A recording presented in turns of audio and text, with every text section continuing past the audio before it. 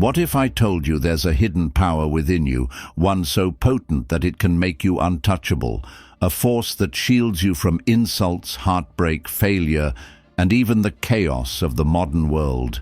This power isn't something you buy or borrow, it's something you awaken.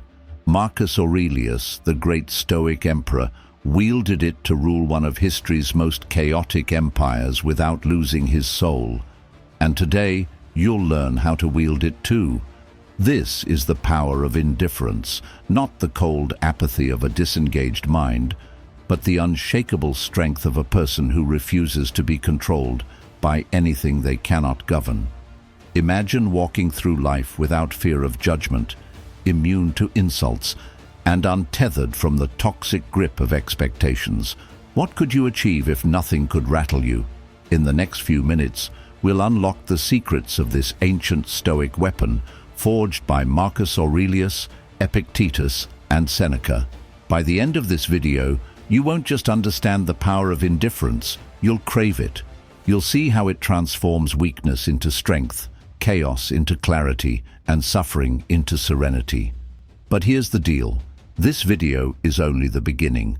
To master this mindset, you'll need to stay with us. Subscribe now so you don't miss the next chapter of this journey. What we uncover today will lay the foundation, but what's coming next will elevate you to a level of self-mastery you've never imagined. The question is, are you ready to become untouchable? The power of indifference. What if I told you that the secret to unshakable strength and true freedom lies not in controlling the world, but in letting go of it?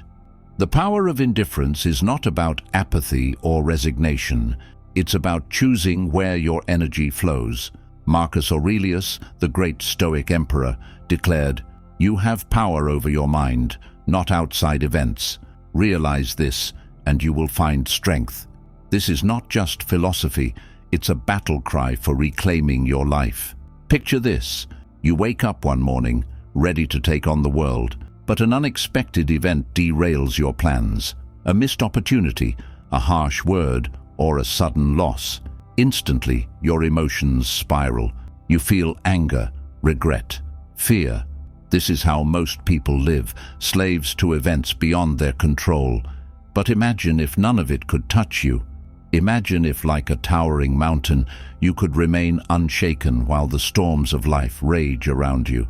This is the essence of indifference in Stoicism. Not that you don't care, but that you care only about what truly matters. Indifference is a choice, a shield, a weapon. When you master it, you become untouchable. Insults lose their sting because they are nothing but air. Losses no longer shatter you because you see them as part of the natural order. Marcus Aurelius reminds us, accept whatever comes to you, woven in the pattern of your destiny, for what could more aptly fit your needs?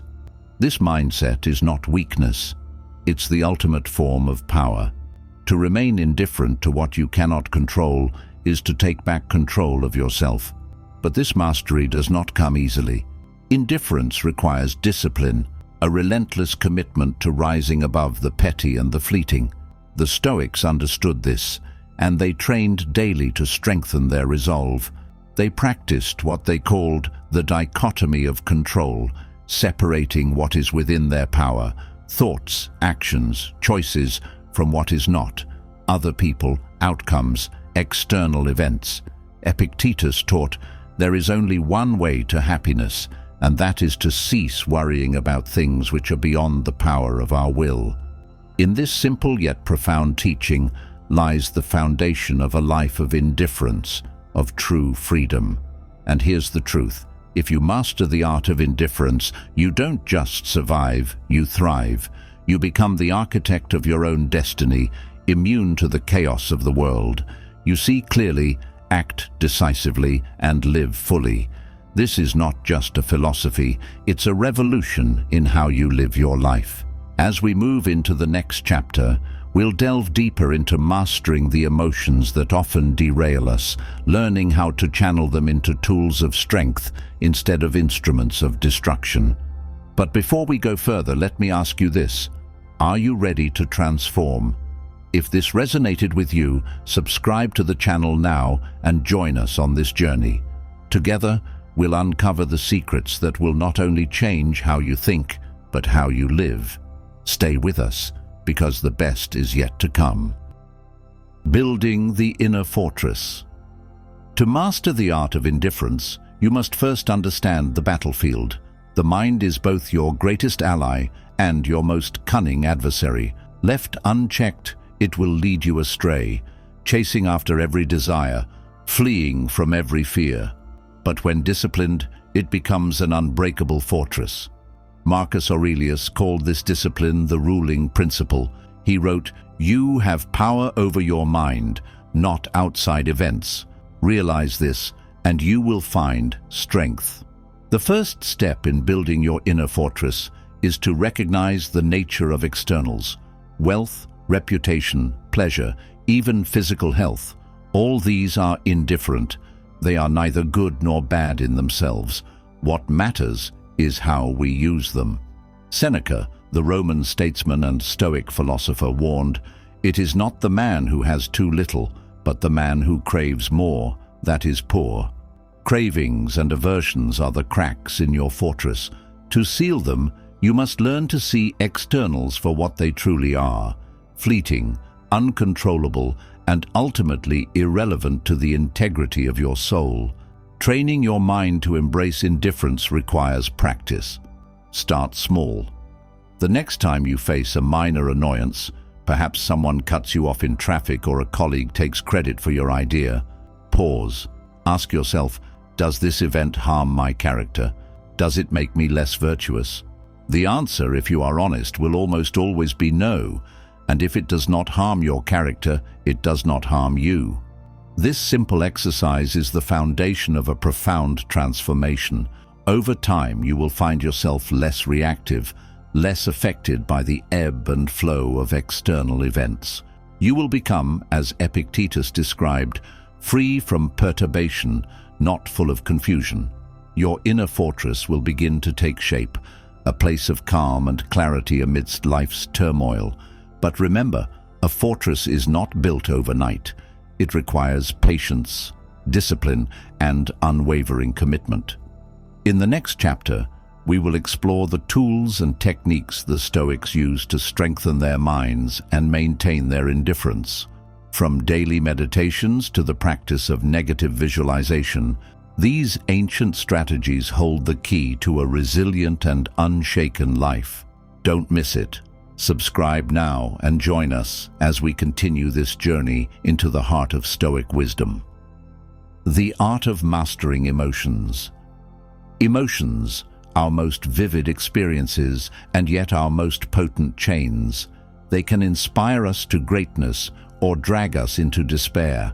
The Stoics believed that while emotions are natural, their destructive power lies in our failure to control them.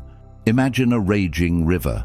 Left untamed, it can flood and destroy, but with careful discipline it can be channeled to irrigate fields and sustain life. Marcus Aurelius warned us, "You have power over your mind, not outside events. Realize this, and you will find strength." To master emotions is not to suppress them, but to transform them. Picture this. Someone insults you in public. Anger rises like a spark igniting dry wood. It consumes you. But what if, in that moment, you stopped? What if you saw the insult not as an attack, but as an opinion, one that carries no weight unless you give it meaning? Epictetus advised, "Remember, it is not he who reviles or strikes you who insults you, but your opinion that these things are insulting." This shift in perspective is the first step toward freedom. Mastering emotions requires vigilance. The Stoics compared the mind to a fortress, and emotions are the attackers. They will exploit every weakness, every lapse in attention. But a well-guarded fortress does not crumble, it stands firm. Seneca wrote, "No man is more unhappy than he who never faces adversity, for he is not permitted to prove himself." Emotions, when mastered, become our teachers, revealing where we are vulnerable and where we must grow stronger. To master emotions, the Stoics practiced a daily discipline, the evening reflection. At the end of each day, they would examine their thoughts and actions, asking, "Where did I allow anger, fear, or envy to rule me? How can I respond better tomorrow?" This practice is not about judgment, but improvement. Each reflection is a brick in the fortress, each lesson a step closer to mastery. Stay with me, because in the next chapter, we will unveil the ultimate Stoic weapon, negative visualization. This powerful technique will prepare you for any challenge life throws at you and ensure that you remain unshaken in the face of adversity. And if you've made it this far, subscribe now to continue this journey of self-mastery and inner strength. The power of negative visualization. What if you lost everything tomorrow? Your wealth, your health, the people you love? Would you crumble, or would you stand tall, knowing that nothing truly essential has been taken from you? This question lies at the heart of negative visualization, one of the Stoics' most profound practices. Marcus Aurelius wrote, "Begin each day by telling yourself, 'Today I shall be meeting with interference, ingratitude, disloyalty, ill will, and selfishness, all of them due to the offender's ignorance of what is good or evil.'" Negative visualization is not a morbid exercise, it is a tool for resilience. By contemplating the loss of what we value most, we prepare ourselves to face life's uncertainties with grace. Imagine waking each morning and, for a moment, envisioning life without the things you cherish. The purpose is not to dwell on loss, but to sharpen your appreciation for what you have and to build the strength to endure should the worst come to pass. This practice also strips away illusions. We often attach ourselves to things, believing they are permanent, but nothing in life is guaranteed. Epictetus reminded us, "Do not seek to have events happen as you wish, but wish them to happen as they do happen, and you will go on well." Negative visualization helps us align our desires with reality, freeing us from unnecessary suffering. Consider the athlete who trains in harsh conditions, knowing the competition will be even tougher. Negative visualization is mental training. By imagining adversity, we build the mental muscles needed to withstand it. When the storm comes, and it will come, we are not caught unprepared. We face it with calm and composure, knowing we have already survived it in our minds. In the next chapter, we will bring all these teachings together and explore how to live every day as if it were your last, a practice that will transform not only how you face challenges, but how you experience joy and gratitude. Subscribe now, because what comes next will redefine the way you live your life. Living each day as your last. If you knew you had only one day to live, how would you spend it? Would you waste it on petty arguments, fleeting pleasures, or empty pursuits? Or would you pour every ounce of your being into what truly matters? The Stoics urged us to live as if each day were our last, not to incite panic, but to inspire purpose. Marcus Aurelius asked himself daily, "You could leave life right now." Let that determine what you do and say and think. Living each day as your last means stripping away the trivial and focusing on the essential. It is not about recklessness, but intentionality. What relationships would you nurture? What passions would you pursue? What fears would you finally let go of? Life becomes infinitely richer when we stop assuming we have endless tomorrows. Seneca wrote, "It is not that we have a short time to live, but that we waste a lot of it." This realization is both sobering and liberating. The practice of memento mori, remembering death, is central to this mindset. It is not morbid, but empowering. By keeping our mortality in view, we free ourselves from the tyranny of procrastination and distraction. Life's fragility becomes not a source of fear, but a call to action. Every moment becomes an opportunity to live fully, to act virtuously, to leave nothing unsaid or undone. Living as if each day were your last also transforms how we face challenges. When you recognize that each moment is precious, you no longer waste time on anger, envy, or regret. You focus instead on what you can control: your actions, your thoughts, your character. Marcus Aurelius reminded us, "The best revenge is not to be like your enemy."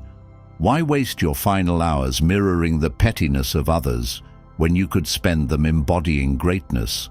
As we close this chapter, I challenge you: how will you live tomorrow? Will you let it slip by unnoticed, or will you seize it as the gift it is? Subscribe now to join us in our next exploration of Stoic wisdom, where we'll delve even deeper into the practices that can transform your life. Don't miss what's coming next. It could very well be the most important lesson you'll ever learn.